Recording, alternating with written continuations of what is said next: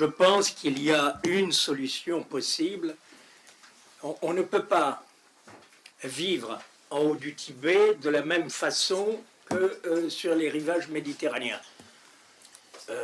D'ailleurs, le climat n'est pas le même, la culture n'est pas la même, et les nécessités ne sont pas les mêmes.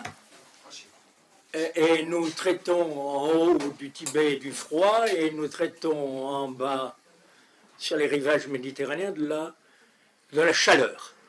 Donc, il est bien évident que l'individu qui va apparaître dans cette mutation, dans cette éducation qui est celle de la famille, de la société et du climat, va être différent.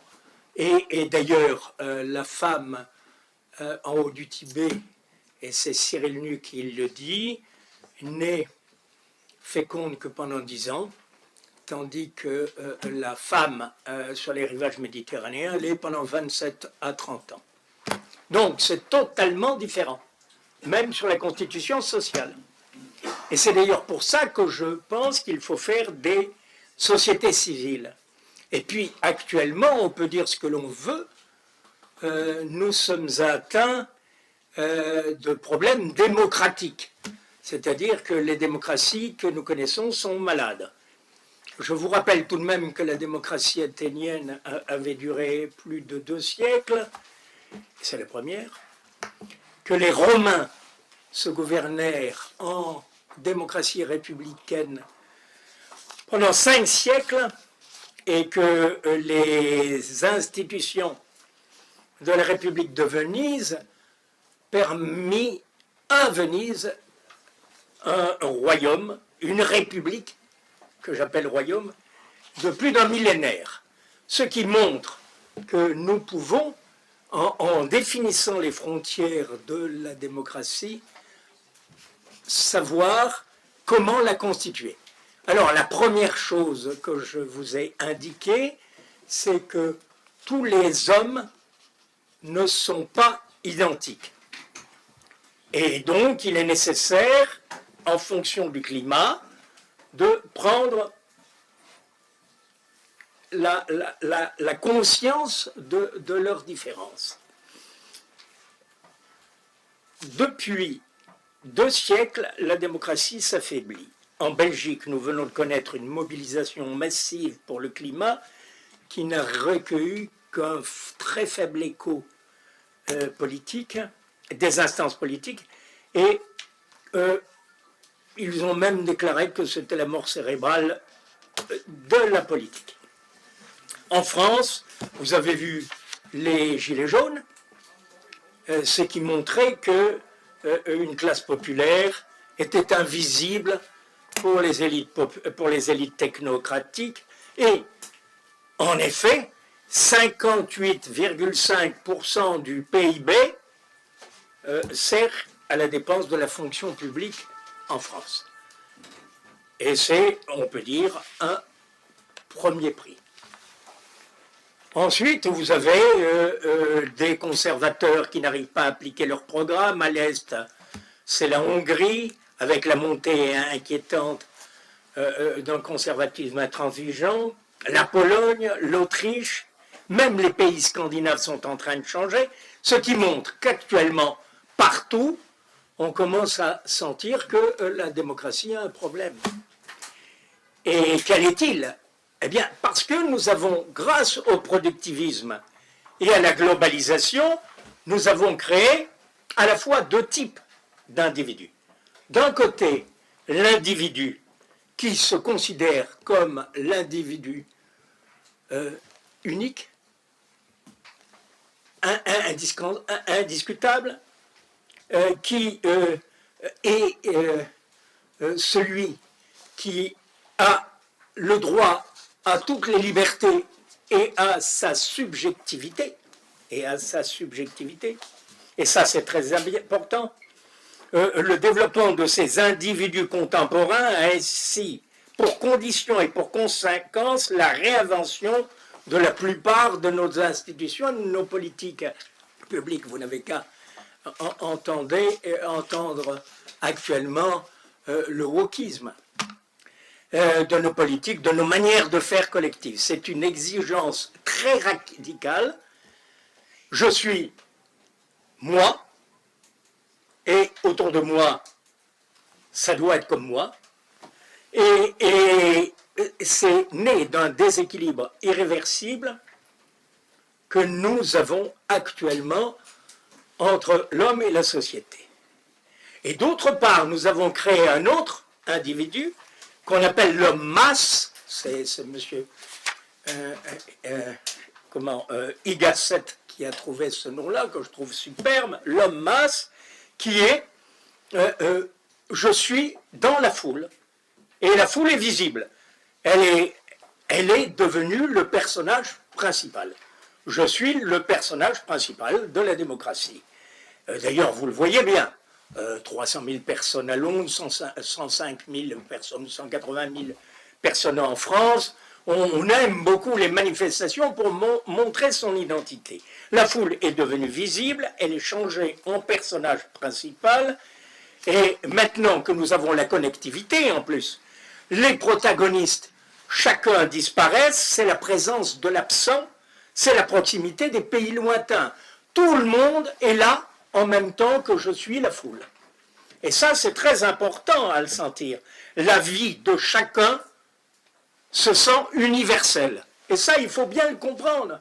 C'est cet homme masse, il suffit qu'il tape sur son petit téléphone et brutalement, il existe.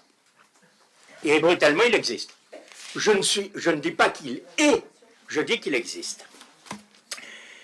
L'homme masse, c'est celui qui n'a pas de projet, qui s'accouplera à des idéologies qui lui promettent la vie, sans effort, sans rigueur, sans exigence, sans réflexion et sans culture générale. Si vous voulez,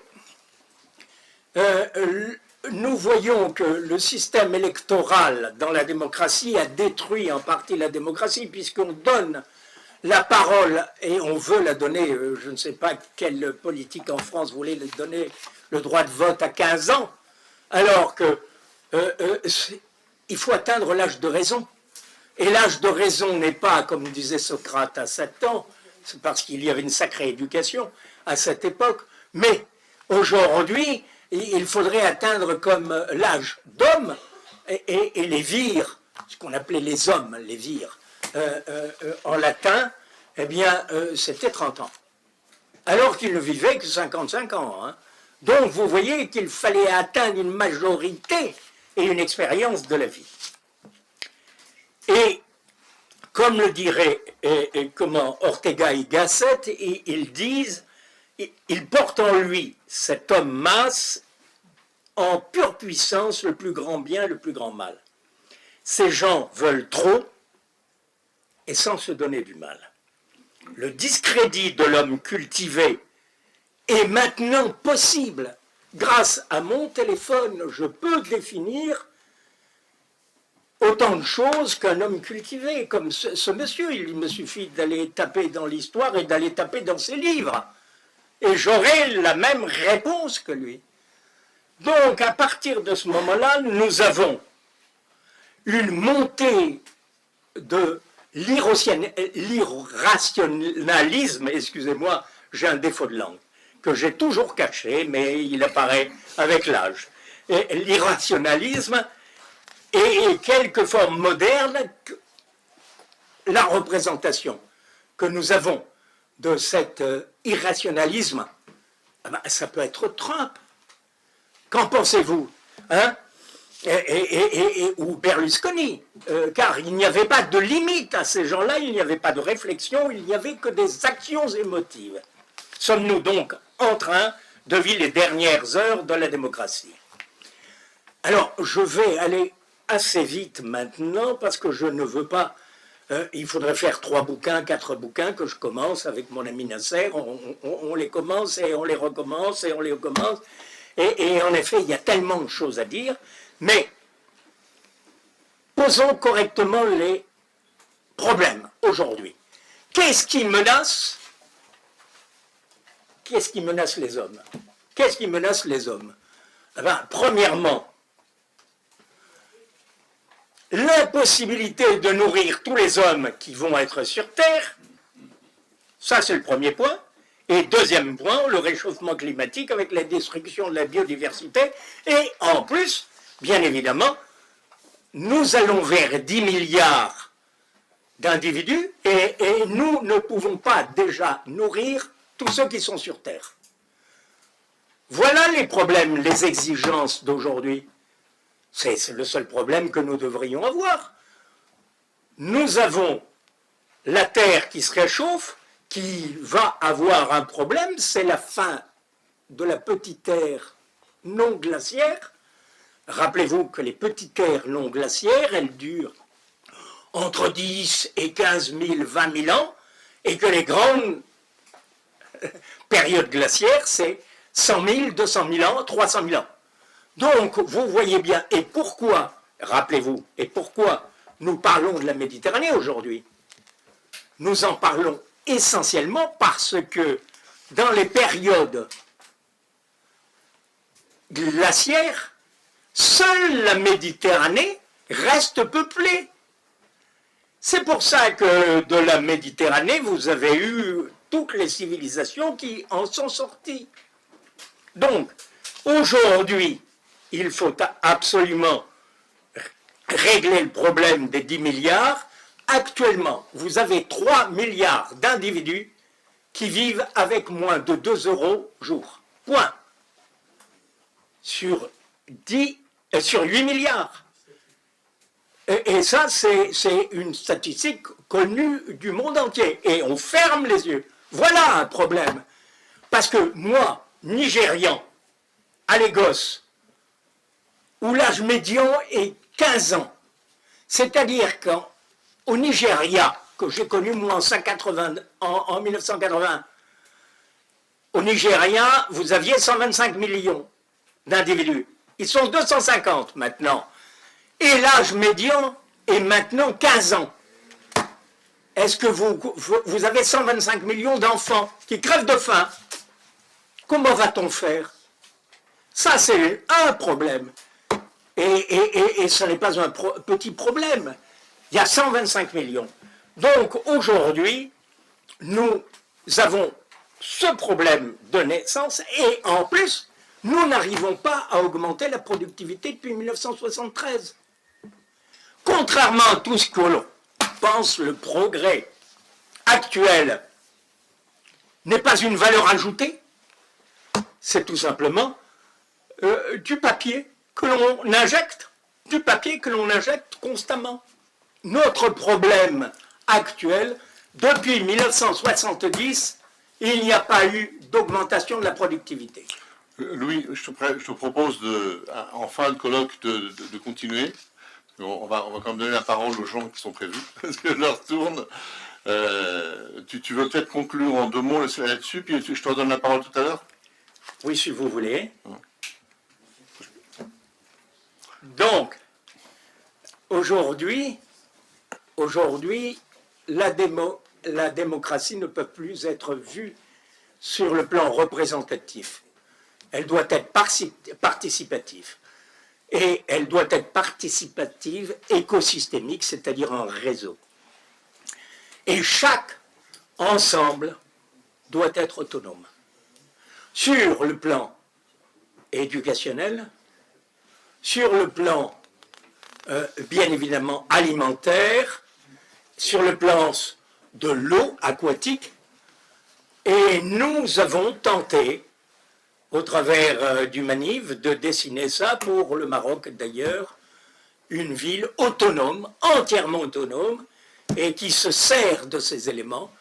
Nous étions à Ouezan, et donc là-bas, il y a 6000 plantes qui sont thérapeutiques, et on se servait de ces plantes pour créer l'université de la plante et de l'homme, et nous arrivions à avoir une autonomie. Alors, il m'oblige à aller très vite, donc je vais vous dire que pour arriver à ça, il faut à la fois le droit des autres, le droit les droits du vivant, c'est-à-dire la définition des droits du vivant, et il faut surtout commencer par l'éducation et la culture générale pour arriver à ce que j'appelle l'âge de raison des civilisations. Nous sommes en train d'éviter, nous sommes dans une civilisation émotionnelle actuellement. Voilà, alors je terminerai pour ceux qui veulent, mais de toute façon je donnerai le bouquin, mes écrits, ça sera dans le livre, dans le et vous document pourrez final. le lire. Mais je tenais tout de même à prendre la parole parce que mon ami m'avait oublié, et je tenais à ce que vous sachiez qu'il faut que revoir, nous en société civile, car il ne faut plus rien attendre de ces hommes qui ne vivent qu'à court terme, qui sont nos politiques, alors que la société civile, c'est le long terme avec un projet commun. Je vous remercie. Merci, Louis.